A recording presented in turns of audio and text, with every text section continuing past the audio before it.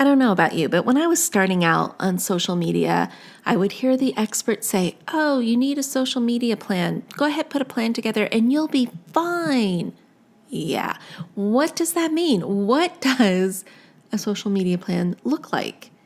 Episode 103 starts right now, and I'm going to share with you exactly what you need to know. Hey there, welcome to the Lora Shipman Show. We hang out here weekly to talk about things like social media, entrepreneurship, marketing, tools, strategies, tips, and it all starts right now. Hey there, before we get started with this show, I just want to share my passion with you. I love teaching people just like you how to master social media for business, breaking it down into easy to consume and easy to execute steps so that you can see immediate results. So whether you want to start a social media consultancy or grow your brand's presence on social media, I can help. I can help you get started and master all the things that you need to know. So I want you to go over to my website. It is filled with resources, tools, tips, and courses. Visit lorashipman.com. That's LORA shipman.com to get all the goods. Now you ready for the show? I know I am. Let's get started. So if you've been around here for a while, you know that I just like to get right to the good stuff and just get going. And that's exactly what we're going to do today. And the first thing we're going to tackle is, what should a social media plan look like? Like, what should it include? And I used to get confused by this many moons ago. I've been doing this for a long time, when I would hear people just speak so vaguely, like put together a social media plan. Well, what does that mean? So basically, a social media plan and strategy, it should basically just be an overview, an outline, or a roadmap to how you're going to accomplish posting valuable content consistently throughout the year. And it's got to align with what your overall marketing calendar looks like too. So one of the things that I want to get clear here is social media is only one spoke on the marketing wheel, and I don't subscribe to social media being your only form of marketing. I think there are many things that make up the marketing wheel for your business, and social media is just one of those spokes. Okay, off my soapbox. But what I do think you need to have or understand in some of the major components for a social media plan should look like this. You need to know what your objectives are for being on social media, who you're trying to attract. You got to know who your market is. You need to determine the platforms you want to be active on. You must come up with a 12-month content calendar. Measurement and reporting needs to be a big deal or a big part of this. And then basically who does what and when. So those are 7 things, right? Objectives for being on there, that's number 1. Number 2, who you're trying to attract. Number 3, identify who your market is. Number 4, determine the platforms you will be active on. Number 5, a 12-month content calendar. Number 6, how to measure and report. And number 7, who does what when. So let's go through each of these one by one. So objectives. It's really important that you get clear on this. Going into social media without a clear vision of why you're there is going to result in basically an account that doesn't go anywhere. So there are many reasons why you want to be on social media. The one thing, again, like I said at the beginning, your social media plan is not your whole marketing plan. And I say this to people a lot of times. I tell them, it is unrealistic for you to think that you are going to make sales as the result of just a post. There's more that goes into it than that. So that's why I wanted to say that one thing first. Then I want you to think about these different reasons to consider being on social media. So the first one is brand awareness, just getting your brand out there so people just get to know you and your business. The second thing is to increase engagement with your brand, to grow an audience that you can nurture off of social media.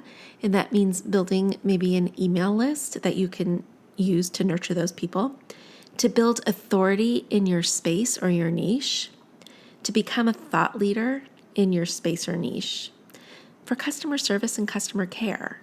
So if you're a bigger business, like a restaurant, or I don't know, maybe a brand like a brick and mortar, where you can handle customer service issues on social media. People love doing that right now. I manage a lot of accounts that they come through me first before they actually get to the owner, because they just want it taken care of right then and there, and they're on their phone or whatever. So customer service is a big one.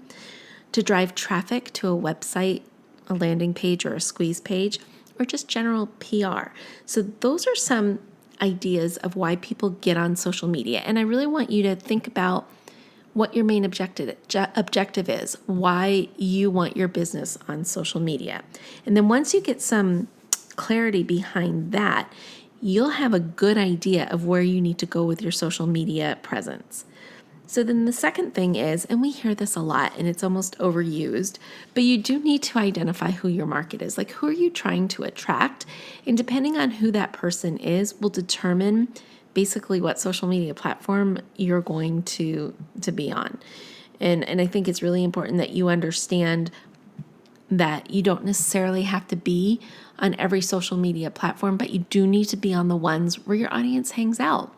So really think about what that person looks like. And do they hang out on LinkedIn, or is it a Facebook thing, or do they do Instagram? Figure out where they are. And it's just by knowing who your audience truly is. So once you are able to clearly identify who your target market is, now you know how you're going to speak to them. What are your images and captions going to look like? Are you going to have a hashtag strategy? And what hashtags are you going to be using? Then you'll be able to develop paid advertising campaigns, and then design those lead magnets and offers and what other value-based content you have to offer that's going to lead them, maybe walking through the front of your brick and mortar store, or maybe having them go to your website, or whatever action it really truly is that you want them to take with you online.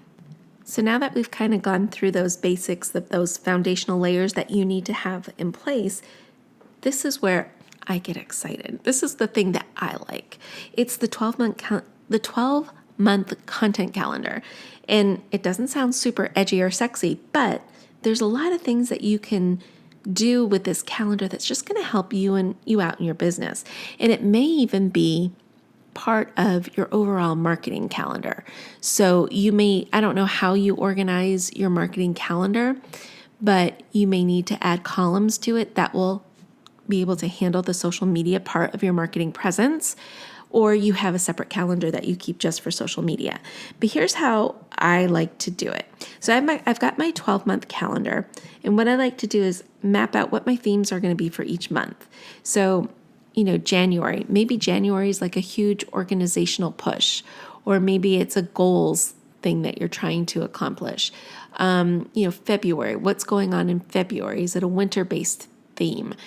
Go through each month and recognize the product or service that you are going to really put a push on during that month.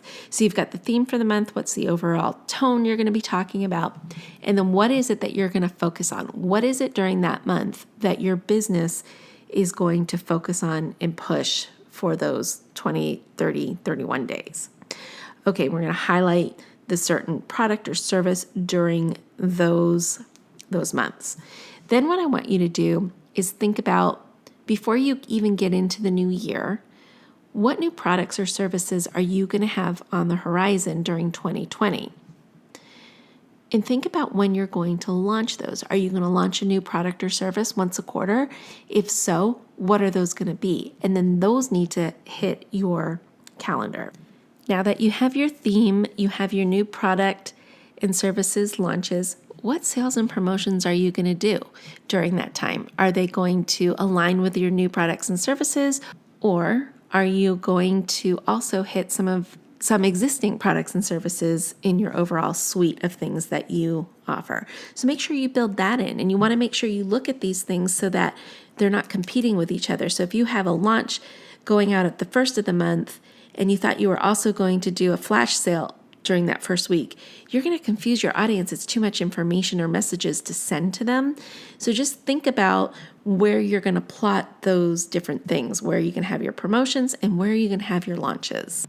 The next thing you need to layer into this overall calendar is, are you going to require photo shoots. That could be photo shoots of you, your product, people using your service. Schedule those photo shoots in prior to actually figuring out when those things are going to hit so that you have all the images you need and everything beforehand so you're not scrambling at the last minute. So now that you have a good idea of what type of posts you're going to need based on product and launches and things like that, now it's time to fill in the gaps. What kind of relatable or engaging posts are you going to have that fill in those gaps? So you can't be selling 100% of the time on social media, although your products and services, they need to show up there. But what goes on in between when you're selling? So that's where the social media part or the social part of social media comes into play. So you need to figure out engaging and relatable posts. So you can do that by paying attention to holidays, paying attention to trends and things like that, and schedule those in there, or at least put concepts of what you think those posts will look like. It doesn't have to be the exact post and it doesn't have to be the exact caption, but at least have an idea so that when you go to create the content, you're not scrambling and searching and spinning your wheels trying to figure out what that content looks like. Okay, so now that you have a good idea or an overview of what your content is going to look like throughout the year, now it's time to put some muscle behind that. Figure out what your benchmarks are. This is the measurement and reporting section. You want to put certain goals, like maybe you want to have a reach of this much on your social media platform, or maybe you want to have account growth of this much. Maybe you want to have website clicks be this. Whatever metric it is you're going to follow or measure during the year, put those on your calendar and measure them. Like pop in once a month. What do those numbers look like? And then look at it for the whole quarter and see how you are coming to your annual plan of what you want your social media accounts to do. Now here's one that is going to be really, really hard for a lot of people. It's who does what and when. If you're a solopreneur, you can't do it all. You're building your business. You might be making the thing that you're selling. You might be creating the services or the membership site or whatever it is. And social media is only a sliver of that. Determine and fill it out on the plan of who does what and when. Do you have to outsource something? Do you have to pull somebody in full time to help you? Do you need to join a membership? Now, and I know people who do this, so if you need help on this, I want you to send me a DM or write a comment underneath this podcast episode. But maybe you need to join a content membership. Well, what is that? Well, there are content memberships available where you can join a monthly, and it's usually nominal fee, and they actually give you the relatable posts that I just talked about that fill in for you in between your launches and your sales and your promos, all of that stuff. And all you do is you pay a monthly fee and you get high quality stock photos, you get captions, you get calls to action, you get these posts that encourage engagement, and that's what we need on social media. So I want you to think about how you're going to manage your social media, the social media piece of your business, because it is a big piece of it. It's not the only piece to get the message out, but it is a big one. And you need to be prepared for it, because otherwise you're just going to be slapping things up against a wall and hoping they stick. Well, that does it for episode 103. I hope you enjoyed it. If you have questions, make sure you take a screenshot of this podcast and put it up on Instagram, tag me in it, ask your question, and I'd be happy to answer it for you. Until next time, my friends, stay social. Hey there, I just want to say thank you for spending time with me here today. I know your time is super valuable, which is why I am dedicated to providing lots of usable, actionable information in the shortest amount of time possible. Before you go, please don't forget to hit that subscribe button so you don't miss a future episode. And if you have ideas or topics you would like me to cover in an upcoming show, let me know about it in the comment section provided.